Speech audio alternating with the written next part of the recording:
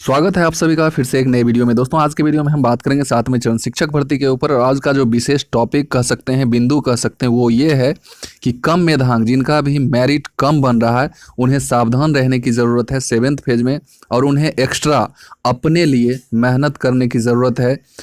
और ये मेहनत करना है रिक्तियों के ऊपर। कैसे आपके ज़िले में, आपके प्रखंड में, आपके बीआरसी में, आपके इलाके में, आपके क्षेत्र में कैसे रिक्तियों का आंकड़ा बढ़ेगा, इस पर आपको काम करने की ज़रूरत है। और आपके पास समय भी बहुत कम है, इसलिए सोमवार जो आगामी, जो कल तो संडे है, तो आगामी जो सोमवार आ रहा है उस दिन आप अपने बीआरसी वगैरह का ज़रूर विज़िट करें और वहाँ से ईमानदारी पूर्वक जो रेशियो या कह सकते हैं कि जो रिक्तियों का जो नियम कह सकते हैं 10 तारीख के लेटर में, जो विभाग की तरफ से लेटर जारी किया गया था उसमें जो 3 पॉइंट दिया गया था, उस 3 पॉइंट के अकॉर्डिंग अगर रिक्तियां विभाग को जाती है तो ही कम मेधा अंक वालों को फ़ायदा होने वाला है।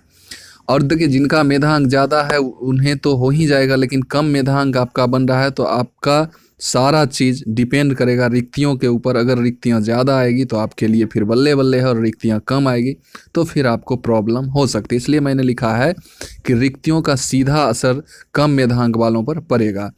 और चलिए किस प्रकार से मैं आपको बता दूं कि अगर आप रह जाइएगा, जो अधिकारी वगैरह हैं या जो रिक्तियां भेजने का, रिपोर्ट जारी करने का जो काम कर रहे हैं, उनके ऊपर आप अगर छोड़ दीजिएगा तो क्या होने वाला है उसे मैं आपको दिखाता हूं। चलिए मैं शुरू करता हूं। ये एक खगड़िया का रिपोर्ट, ये नीचे जो लेटर दिख रहा है ये खगड़िया ज़िले का रिपोर्ट आया है। यहाँ आप देख सकते हैं, ये प्रमाण के तौर पर मैं आपको दिखा रहा हूँ। इसमें स्पष्ट उतना नहीं दिख रहा है, लेकिन इसको मैंने स्पष्ट रूप से एक पेज पर लिख के आपको समझा रहा हूँ, उसको आप ज़रूर देखिएगा। यहाँ आप ऊपर में देखिएगा तो पंचायती राज संस्थान एवं नगर निकाय संस्थान के अंतर्गत प्राथमिक एवं मध्य विद्यालयों में मूल कोटि एवं स्नातक कोटि के शिक्षक के उपलब्ध रिक्त पदों की गणना के संबंध में ये प्रतिवेदन है। प्रतिवेदन जिसे इंग्लिश में हम रिपोर्ट भी बोलते हैं। तो ये रिपोर्ट जो है वहाँ से खगड़िया ज़िले से है, और ये खगड़िया ज़िला यहाँ आपको दिख भी रहा होगा। और कॉलम में जो है सो 2019-20 यानी कि छठा चरण की जो बहाली हुई है उसके उपरांत जो रिक्त सीट बच गया है वो उसका कॉलम बनाया गया है।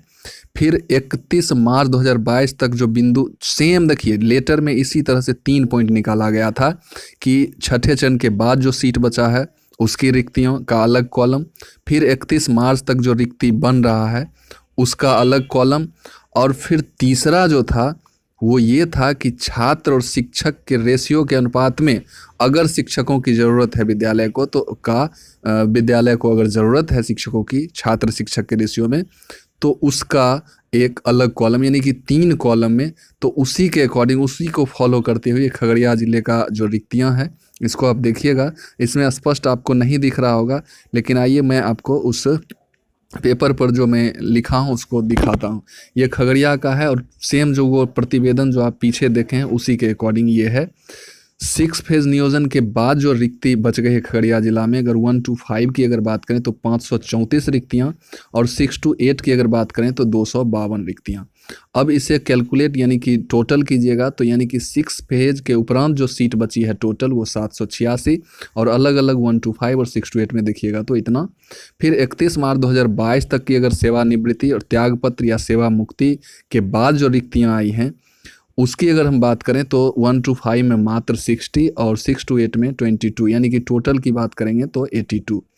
अब ये रिक्तियां तो देखिए ईमानदारी पूर्वक चला जाएगा। 6 फेज में जो बचा हुआ है वो चला जाएगा, 31 मार्च वाला चला जाएगा, लेकिन थोड़ा सा छात्र शिक्षक रेशियो में आपको अपने इलाके में पहल करना होगा। इसकी भी रिक्तियाँ जाएगी, लेकिन थोड़ा ईमानदारी से अगर जाएगी तो ज़्यादा आ जाएगी।